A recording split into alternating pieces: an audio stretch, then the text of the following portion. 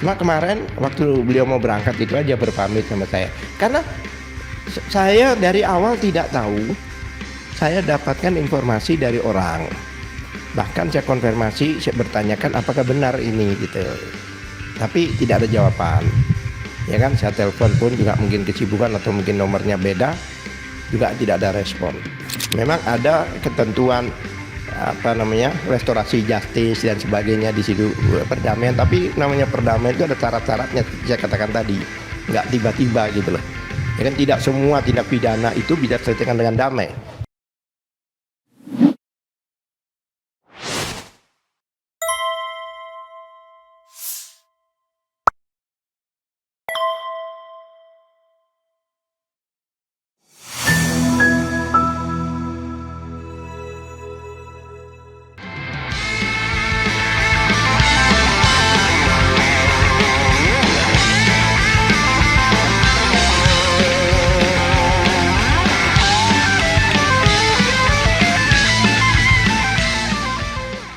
Sobat RH, di mana kalian berada, jumpa lagi di channel yang keren ini, keren cadas.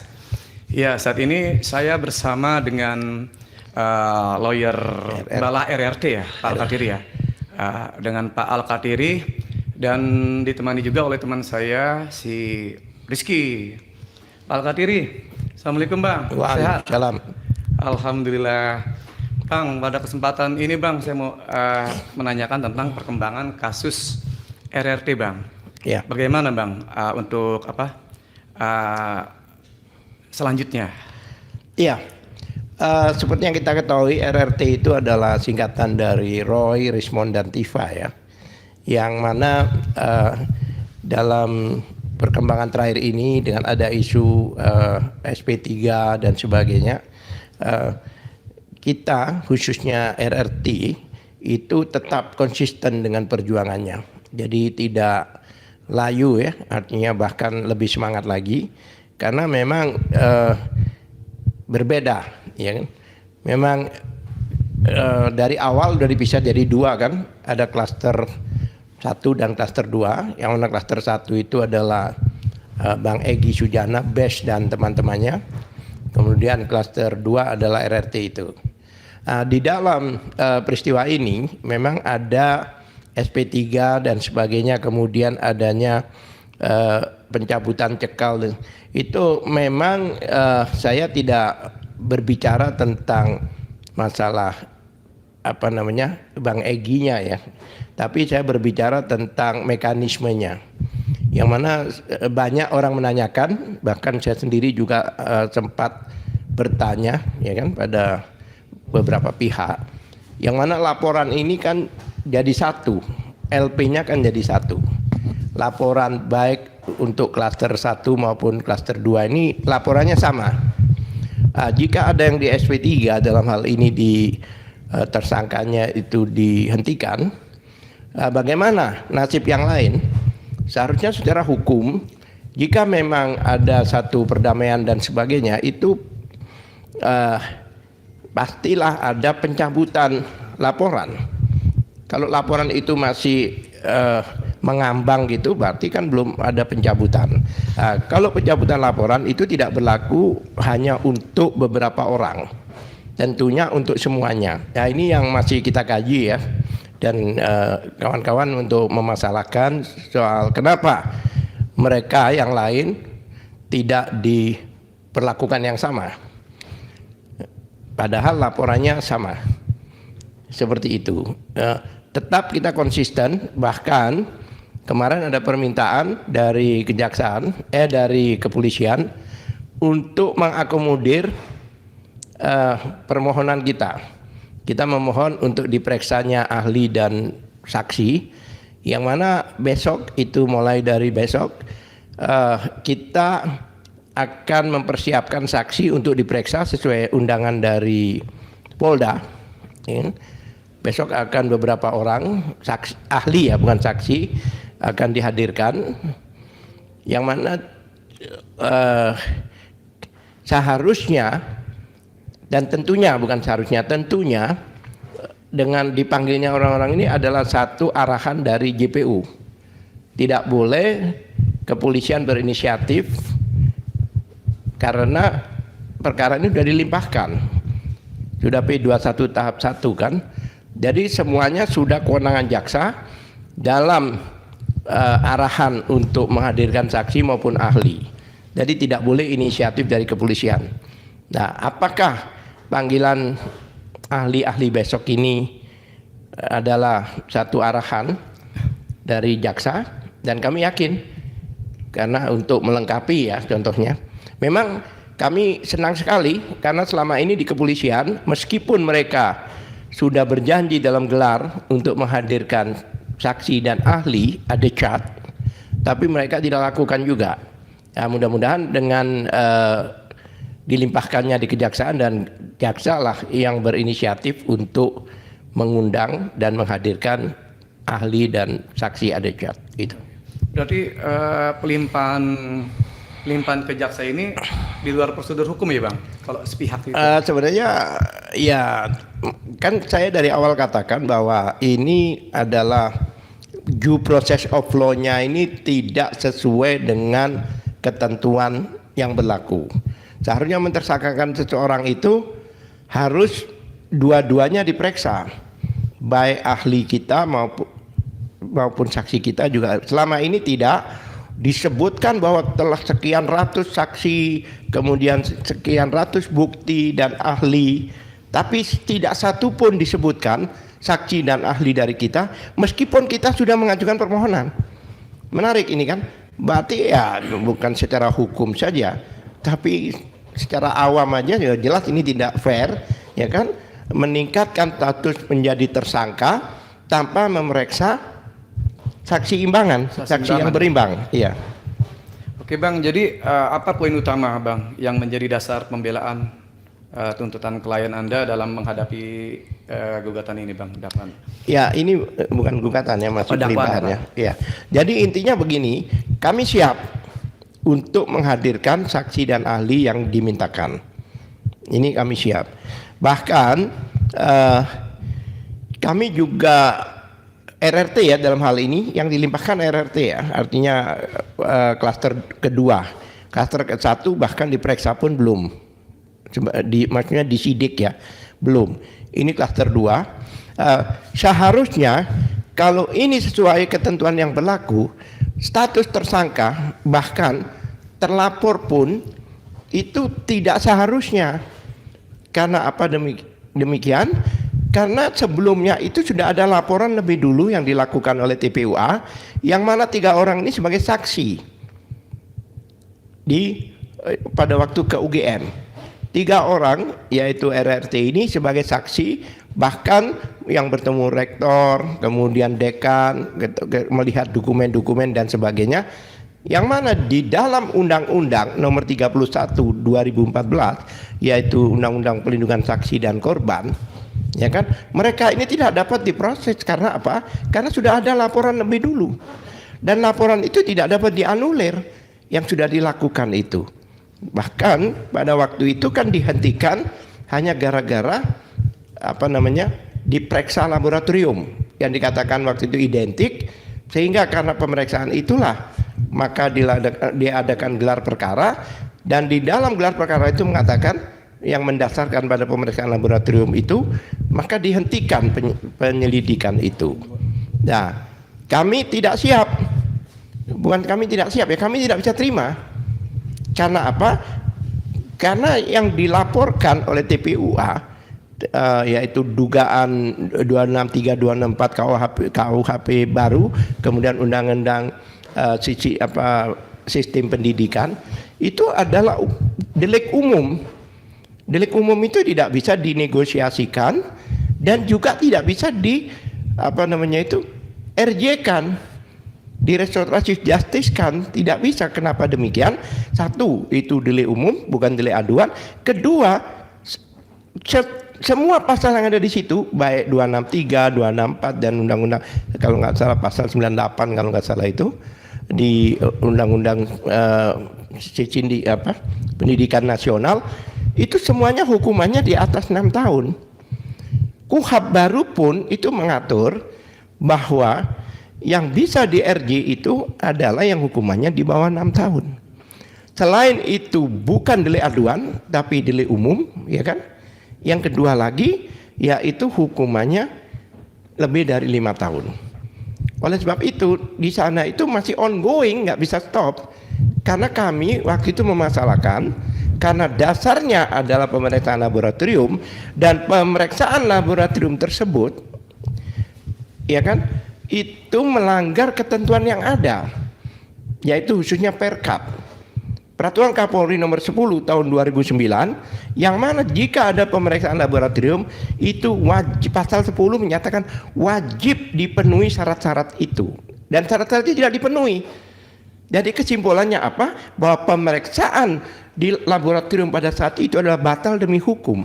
Kalau batal demi hukum, maka yang dilaporkan di Barreskrim waktu itu tetap berjalan meskipun BES itu sudah dikatakan RJ ya, atau sudah dikatakan SP3 dan sebagainya. Ini tidak ada hubungan karena pelapornya pun bukan cuma BES, ada beberapa orang satu dan ketersangkaan orang-orang ini ya kan, ini berhubungan dengan laporan tersebut.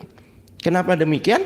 Karena ketentuan undang-undang itu, maka jika ada pengaduan atau laporan, maka baik pelapor maupun saksi-saksi dalam hal ini RRT itu tidak dapat diproses baik pidana maupun perdata sebelum ini selesai sampai inkrah. Jadi karena adalah batal demi hukum pemeriksaan laboratorium, otomatis putusan menghentikan penyidikan waktu itu adalah batal. Jika batal, ya kan, maka yang di Polda ini tidak bisa dilanjutkan. Bahkan status tersangkanya harus dicabut. Kenapa demikian? Karena proses di sana belum selesai. Tidak sesuai ya Bang? Tidak sesuai, karena itu berdasarkan undang-undang perlindungan saksi dan korban. Itu jelas. Nah, oleh sebab itu seharusnya Kejaksaan aware masalah ini bahwa ada undang-undang yang dilanggar, ada Perkap yang dilanggar. Oleh sebab itu Kejaksaan harus lebih jeli dalam melihat ini. Jadi untuk memp21kan itu harus berpikir 2 kali lah, artinya bukan 2 kali lagi, mungkin berkali-kali, karena tidak wajar, ya kan? Kalau memang Kejaksaan mengikuti irama dari kepolisian, berarti sama. 2 lembaga ini adalah melanggar undang-undang dan ketentuan yang berlaku. Jadi mau tidak mau Kejaksaan juga harus melihat posisi atau status laporan yang di Barreskrim, ya kan? Karena itu adalah amanat undang-undang. Ya. Ya, oke. Pak Al-Khatiri kan pernah bilang ya masih ada laporan Jokowi di Barreskrim yang masih berjalan. Iya. Nah, sebenarnya seberapa besar laporan ini jadi momok bagi Jokowi dan apakah ada kaitannya dengan pertemuan Egy dan Jokowi? Ya, makanya banyak orang mengira ya kan mungkin dalam kemarin ada RG dan perdamaian dengan BES dan sebagainya itu adalah karena kita lawyer yang saya pernah bahkan sebagai lawyernya Egy Sujana ya, BES ya. Ya kan? Yeah. Kenapa saya tidak bikin statement? Karena memang BES minta saya tidak mewakili beliau di media. Saya sebagai lawyer, makanya saya tidak buat statement karena beliau sudah bikin konferensi pers disampaikan pada media bahwa semua omongan, semua statement yang dibuat saya, ya kan, sebagai lawyernya tidak mewakili dia.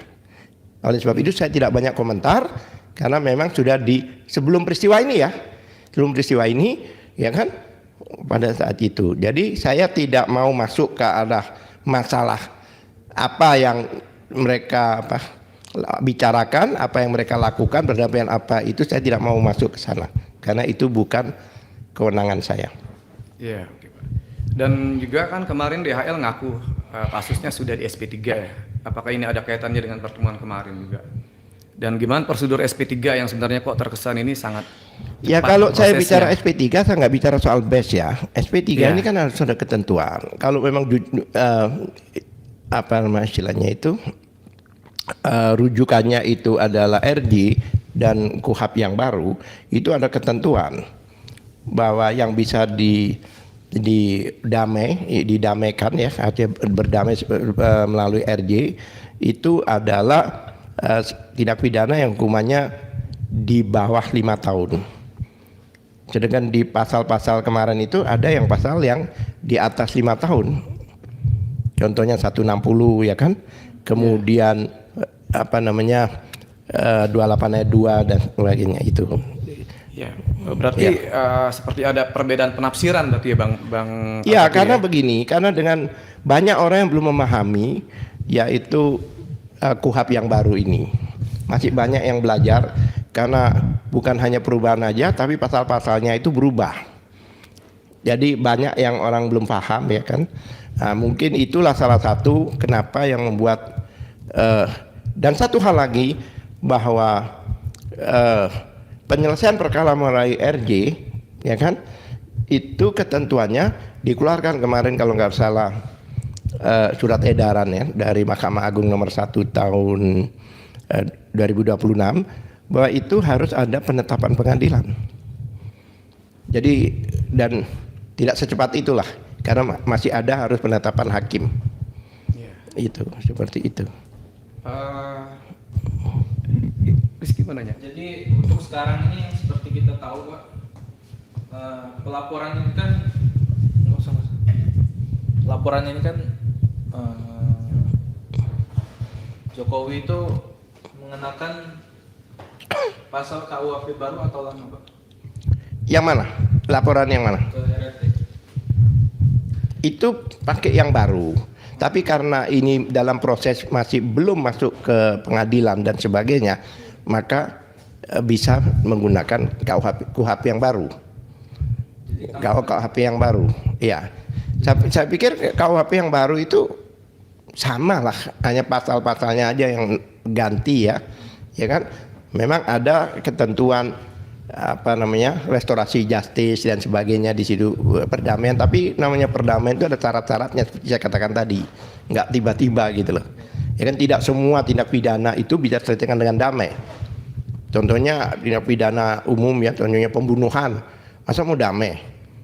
Korupsi, masa mau damai? Ya kan. Jadi tindak pidana yang bisa didamaikan ini tindak pidana yang berhubungan dengan individual ya, perorangan, atau bisa dikatakan juga termasuk delik aduan. Itu yang bisa di RJ ya. Oke. Dan itu Bang, gimana Pak Al-Katiri memastikan klien Anda mendapatkan hak-hak hukumnya secara adil tanpa adanya sentimen geopolitik yang mempengaruhi objektivitas kasus ini? Ya sebenarnya kalau memang dilakukan secara fair, otomatis dengan adanya perdamaian ini berarti kan laporannya dicabut. Dan laporannya itu untuk 8 orang itu 1. Nah kalau dicabut ya seharusnya berlaku pada semuanya. Seharusnya semuanya harus di SP3 dong. Iya. Kalau itu konsekuen untuk menjalankan ketentuan yang ada. Berarti bagaimana orang hanya laporan yang sama, oh yang ini berarti nggak bisa di-split gitu ya Pak Al-Katiri? Ya memang laporan yang dilakukan oleh Jokowi ini tidak split, 1. Laporannya 1. Dan juga kan jujur aja, artinya kan ini kan 2 ya, artinya yang lapor ini kan bukan juga Jokowi dengan yang lain. Apakah juga ada perdamaian dengan yang lain? Apa saya tidak tahu. Ya kan? Memang saya tidak banyak memberikan komentar karena dari awal sebelum ada peristiwa ini, ya kan, BES juga mengatakan saya tidak mewakili yang bersangkutan untuk berbicara dengan media, dan itu sudah di press conference-kan. Apakah memang ada unsur kesengajaan? Yang mana? Dibentuknya klaster 1 dan klaster 2. Ya sebenarnya kan memang peristiwanya beda ya. Beda ya. Kalau saya lihat yang di klaster 1 ini kan tidak berbicara tentang menganalisa atau menganalisa jasa. Ya mereka kan hanya bikin statement aja kan. Statement ya kan. Mereka tidak ada karena mereka kan semua di klaster 1 itu bukan peneliti. Sedangkan yang di klaster 2 ini semuanya peneliti. Dan mereka peneliti ini bukan baru kali ini. Ya kan? Seperti Dr. Tifa contohnya, Kan peristiwa ada COVID, ada apa di dulu-dulu itu kan, beliau selalu meneliti setiap fenomena atau isu-isu yang ada di Republik ini. Kemudian Roy Suryo, siapa satunya lagi itu Resmond. Beliau ini kan bahkan digunakan sebagai ahli-ahli oleh kepolisian di perkara-perkara, contohnya ada kopi cyanida, ya kan. Roy Suryo itu udah langganan sebagai ahli, ya kan. Nah, kalau memang dikatakan ahli, makanya mereka tidak bisa dikenakan itu. Kenapa justru dilaporkan? Lah itu, padahal pasal-pasal seperti contohnya pasal 28 ayat 2 dan sebagainya Undang-Undang IT itu menyatakan bahwa sengaja, ada kata-kata sengaja dan tanpa hak. Itu nggak bisa, dan bukan atau. Ya kan? Orang itu sengaja tapi dia berhak, dia nggak bisa dipidana. Contohnya waktu itu Alfian Tanjung ya, waktu dia melaporkan masalah PKI dan sebagainya itu, ya kan? Memang dia sengaja, tapi dia berhak. Kenapa? Karena dia peneliti 25 tahun tentang komunis. Nah itu, makanya ada kata-kata selalu sengaja dan tanpa hak, bukan atau.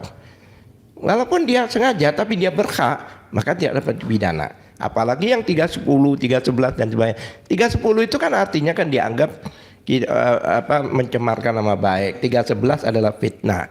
Ini tidak bisa dikatakan fitnah atau mencemarkan sebelum diketahui bahwa ijazah itu memang benar-benar asli. Ijazah itu dibuktikan aslinya dulu melalui pengadilan, baru dikatakan orang ini memfitnah, orang ini mencemarkan nama baik. Lah kalau ini belum tahu asli tidaknya, tiba-tiba orang dikatakan bahwa dia itu mencemarkan nama baik, ya kan? Faktanya dalam penelitian mereka itu ditemukan kejanggalan-kejanggalan. Contohnya ada 2 materai pada angkatan yang sama, warnanya beda, angkanya beda. Itu kan perlu diteliti. Angkatan yang sama, yang satu hijau, satu merah ke oren-orenan gitu. Bahkan angka yang satu 100.000, yang satu 500.000. Kemudian di stempelnya ini ada embossnya. Pada waktu kita lihat di Bareskrim waktu itu, kita nggak lihat ada emboss di stempel itu, nggak lihat. Jadi karena kejanggalan ini, maka 310, 311 ini, bahkan 310 ayat 3 menyatakan demi kepentingan umum tidak dapat dipidana. Apalagi pasal 32 dan 35 IT itu tidak bisa dikenakan. Kenapa? Karena yang diteliti oleh mereka itu ada dokumen publik. Kalau dokumen publik itu publik berhak untuk melihat, meneliti, mengoreksi, itu sudah milik publik, bukan milik pribadi lagi. Jadi kalau itu masih dikenakan, nah terus apa, dasar apa gitu loh mereka kenakan dengan pasal-pasal itu. Itu diatur di Undang-Undang KIP, Undang-Undang Keterbukaan Informasi Publik itu. Maka yang dimaksud ijazah yang digunakan sebagai persyaratan untuk menjadi pejabat negara, itu yang tadinya adalah ijazah pribadi sudah menjadi milik publik, sehingga publik berhak. Bahkan itu diatur juga di Undang-Undang Dasar pasal 28F. Warga negara berhak mengoreksi, mengini, meneliti dan sebagainya, mendapatkan. Tidak ada pelanggaran hukum di sini. Makanya ya artinya saya yakin bahwa jaksa ini lebih profesional. Dia akan melihat unsur-unsurnya dan sebagainya, memenuhi apa tidaknya, dan saya tidak yakin jaksa akan memp21-kan. Itu. Oke. Pak Al-Khatiri, jika keputusan nanti tidak sesuai harapan, apakah ada langkah hukum lanjutan ya seperti pra peradilan? Kami tidak melakukan pra peradilan. Kami kami belum putuskan lah itu. Ya mudah-mudahan kita tidak lakukan pra peradilan seperti itu. Karena apapun juga ya, kami masih percaya pada jaksa, mana jaksa tidak akan menjadikan ini menjadi P21. Karena itu masih jauh perjalanan itu, masih akan dikembalikan, akan dikoreksi, mereka harus melengkapi. Itu baru pembuktian dan kesaksian, belum unsur-unsurnya. Apakah pasal 310, 311, 27A itu sesuai unsurnya? Pasal 28, saya berkali-kali katakan, 28 ayat 2 sesuai unsurnya. Ya, jadi bukan hanya 2 alat bukti aja, tapi unsur. Bayangkan, mereka katakan mereka sudah mengumpulkan 709. Ya, dokumen. Ya kan? Kemudian saksi ada berapa itu? Padahal di dalam alat bukti, di dalam KUHP, walaupun anggap aja 1 juta, itu dianggap baru 1 alat bukti. Begitu pula Jadi saksi. pas proses gelar perkara kemarin ditunjukkan itu, Apa itu? ditampilkan. 709. Oh enggak. Tidak. Bahkan ada 13 yang ada di situ yang namanya ijazah pembanding yang katanya ada. Itu pun kami buka, kami minta untuk ditunjukkan, tidak ditunjukkan. Alasannya belum izin dengan yang bersangkutan. Bagaimana gelar kan seharusnya sudah semuanya sudah terkonfirmasi kan.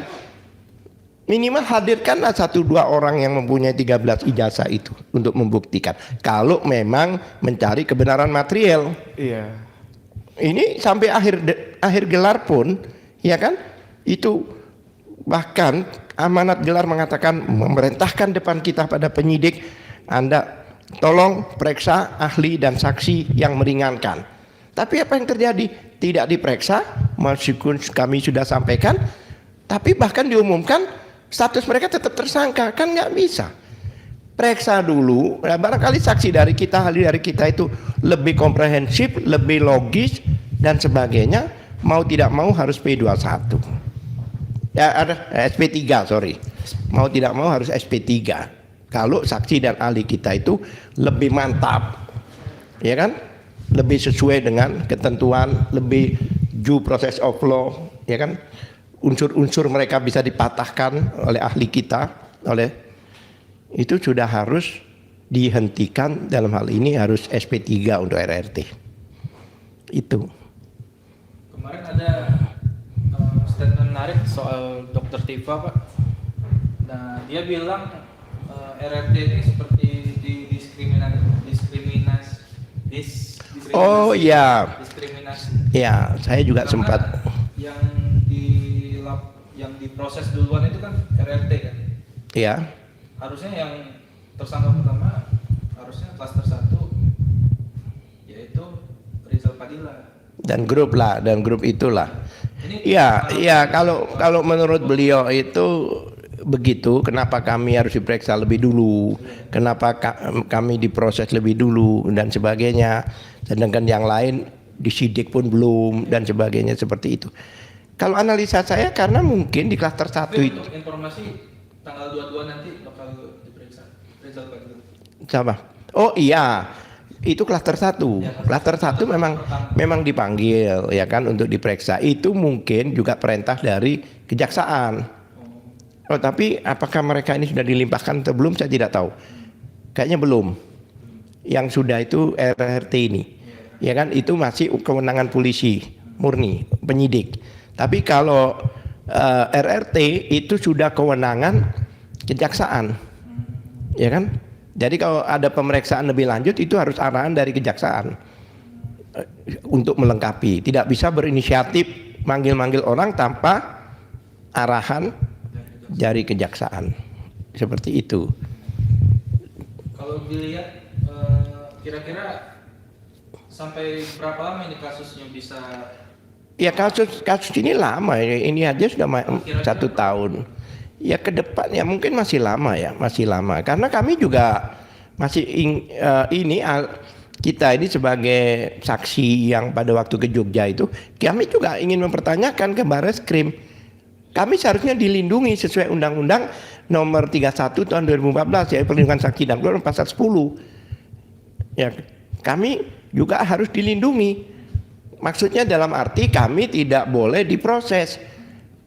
Karena ketentuan di situ baik pelapor maupun saksi-saksi tidak boleh diproses. Karena apa? Karena yang di Barreskrim ini masih lanjut. Kenapa masih lanjut? Karena permohonan kami itu saat ini masih diproses oleh Irwasum, oleh Propam. Artinya apa? Artinya dengan otomatis penghentian penyelidikan yang atas dasar gelar yang di Barreskrim itu sudah batal demi hukum. Artinya batal, sudah otomatis batal gitu loh. Karena mereka sampai detik ini tidak bisa menunjukkan bahwa penghentian gelar itu sesuai ketentuan yang berlaku. Pada saat kami tanyakan secara formal ketentuan yang mana, sampai sekarang tidak ada jawaban. Bahkan dirujuk ke Irwasum untuk diproses dan dipertanyakan di Irwasum. Saya sampai sekarang penasaran apa jawabannya. Apakah Irwasum juga menyepakati bahwa yang dilakukan suatu pelanggaran Perkap ini dimatakan benar? Biar masyarakat nanti yang menilai. Tanggapan Pak Alkatiri gimana Pak soal ada isu kemarin 2 penyidik yang ke Solo untuk menemani Egy dan DHL itu gimana? Saya juga kaget ya. Akan laporkannya ke Propam atau bagaimana? Seharusnya kan begini. Jika betul RJ itu memang dilaksanakan sesuai undang-undang, maka seharusnya harus di tempat kepolisian, bukan di rumahnya orang, pelapor maupun terlapor, ya kan? Ini kan tanggung jawabnya tanggung jawab profesional, tanggung jawab lembaga. Polri. Iya, Polri dalam hal ini, bukan perorangan, bukan penyidik atau siapa yang di direktur atau siapapun juga yang pada waktu itu datang ke Solo. Kalau memang ini benar-benar due process of law sesuai dengan KUHAP yang baru, maka semuanya harus transparan. Bahkan kalau perlu di hadapan wartawan, tunjukkan fakta-fakta dan bukti-bukti itu. Ini kan semua serba terkejut. Diam-diam. Iya, terkejut kan? Diam-diam tiba-tiba. Iya. Nah, saya tidak melihat soal base-nya ya, tapi saya melihat prosesnya, gitu loh. Jadi kedepannya apakah ada rencana untuk mungkin melaporkan ke Propam? Ya kami sebenarnya sih itu bukan urusan kami ya. Kami tetap concern dengan RRT ini gitu loh. Karena itu ya silahkanlah masyarakat yang melihat, ikanlah ahli-ahli yang melihat, silahkanlah penegak-penegak hukum yang lain yang melihat apakah betul langkah-langkah yang dilakukan ini sesuai dengan due process of law, sesuai ketentuan yang berlaku. Karena seperti yang kita tahu tadi kan ada diskriminasi, ada ketidakadilan kan. Ya itu diantaranya kan dari awal kan itu sudah kami tanyakan itu. Kami sebagai lawyernya kan mengikuti. Kebetulan kan saya lawyer di 2 tempat. Di klaster 1 saya ada, di klaster 2 ada. Lainnya klaster 1 sendiri, klaster 2 sendiri. Kalau saya di dua-duanya, gitu loh. Saya ada di situ. Palsu. Ya memang gimana ya? Kenapa Pak Roy tidak bilang 100%? Karena 100% itu adalah hak Allah Subhanahu wa taala. Iya. Jadi tidak bolehlah orang memastikan sesuatu 100% mutlak. Iya kan? Iya. Ada komentar dari Kak Mirsan. Ya, mudah-mudahan masalah ini dapat penyelesaian yang terbaik dan jalan terbaik, hikmah pelajaran bagi sama untuk lebih baik. Wah, keren tuh. Pertanyaan untuk sidang CLS besok, apa Jokowi wajib hadir? Nah itu Pak Alkatiri dari Selepet, Oke Gas Satset. Iya. Jadi begini, di dalam 310 311 itu kan delik aduan. Kalau delik aduan itu absolut ya. Itu jika sampai masuk ke persidangan harus hadir. Dan kami harapkan itu. Karena kami banyak yang akan kami tanyakan pada Pak Jokowi, ya kan? Jadi kami semangat untuk bertemu beliau dalam arti di persidangan, ya kan? Tapi saya yakin bahwa kasus ini masih jauh lah ke persidangan karena masih ada JPU yang akan menilai apakah ini sudah sesuai dengan ketentuan, deliknya bisa diterima, unsurnya sudah bisa terima atau tidak. Saya yakin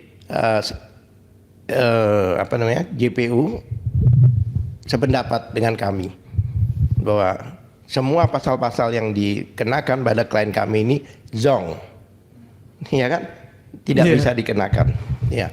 Walaupun ada bukti-bukti dokumen dari luar ya yang dibawa oleh Pak Roy Suryo. Bukti itu kan alat bukti, barang bukti, tapi kalau unsurnya tidak kena kan nggak bisa. Nggak, maksudnya Di dari dalam pihak pasal itu kan ada unsur. dari pihak RRT ini kan Ya Pak Roy contohnya Suryo ya saya ambil membawakan- satu pasal ya, 28 ayat 2. Ya kan? Itu memang untuk penghasutan atau hate speech, tapi berdasarkan. Ada kata-kata berdasarkan, yaitu berdasarkan apa? Yaitu agama, ras, kemudian suku, warna kulit, cacat mental, cacat fisik. Ya kan? Dan tidak ada masalah ijazah. Masa dipaksakan harus ada di situ? Jadi semua berdasarkan itu adalah berdasarkan ya kan orang, berdasarkan manusia. Ya kan? Agama dan sebagainya itu kan ras, golongan itu kan berhubungan dengan manusia. Tidak satu pun berhubungan dengan benda. Dan dalam pasal itu tidak ada dan lain-lain. Lah kok ijazah masuk di situ? Apakah ijazah itu termasuk ras? Apakah ijazah itu termasuk agama? Apakah ijazah itu termasuk cacat mental?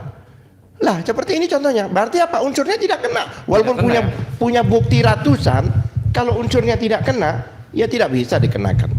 Karena kalau dalam pidana itu unsurnya harus kena dan itu harus ke semua unsur. Tidak bisa satu saja unsurnya tidak pas, maka tidak bisa dikenakan. Iya. Ada lagi kemarin Pak pernyataan menarik dari Bang Egy Sujana yang dia menyebut mereka itu mengibaratkan Habib Musab menasihati Fir'aun. Iya, saya tidak tahu soal itu. Tapi kalau emang ayat Qur'annya ada berbicara demikian, memang kan dia menyitir satu ayat. Tapi apakah Bes itu menyatakan bahwa dirinya Musa? Bahkan kalau menurut saya tidak ada yang menyatakan demikian.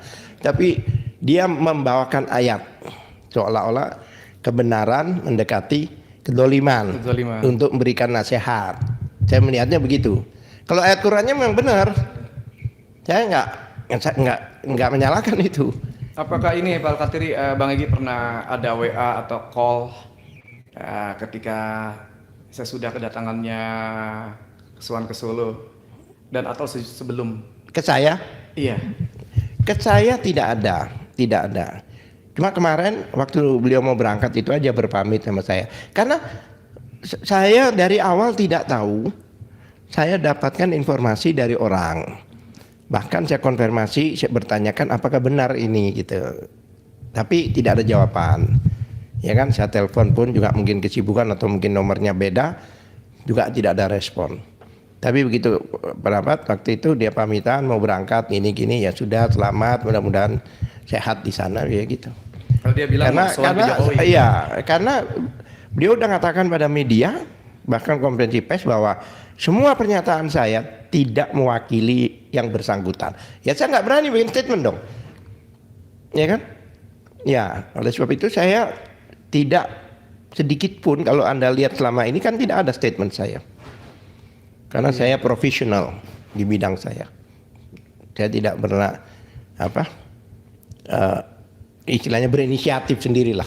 Apakah dalam kasusnya si Egy ini apakah dibenarkan Pak Al-Katiri restoratif?